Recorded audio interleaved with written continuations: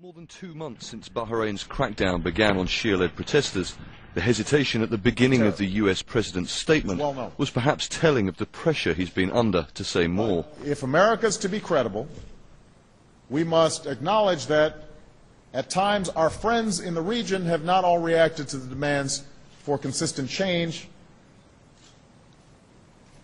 with change that's consistent with the principles that I've outlined today.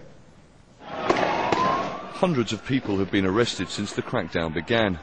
Police raids on Shia areas continue every day. Bahrain is a long-standing partner, and we are committed to its security. We recognize that Iran has tried to take advantage of the turmoil there, and that the Bahraini government has a legitimate interest in the rule of law. Nevertheless, we have insisted both publicly and privately that mass arrests and brute force are at odds with the universal rights of Bahrain's citizens. And we will, and such steps will not make legitimate calls for reform go away.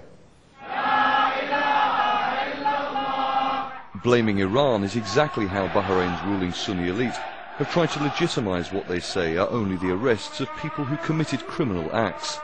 It fits perfectly with Washington's security interests and keeping the Fifth Fleet in Bahrain. This man, Mata Ibrahim, is among the many opposition members, human rights activists, students, teachers and medical staff who've been arrested and could face trials in military courts. Trials to which international observers have been denied access. His wife says he was snatched from his car by armed masked men on May the 2nd. She hasn't seen or heard from him since. It's perhaps then not surprising that Obama's comment on the future role of opposition figures got a round of applause. And such steps will not make legitimate calls for reform go away.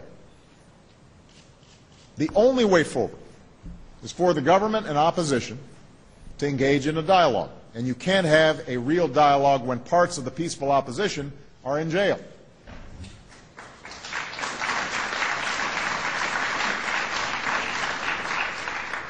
The government must create the conditions for dialogue, and the opposition must participate to forge a just future for all Bahrainis.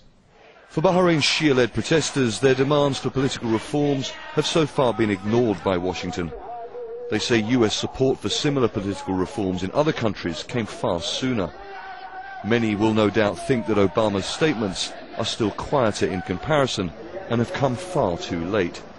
Charles Stratford, Al Jazeera.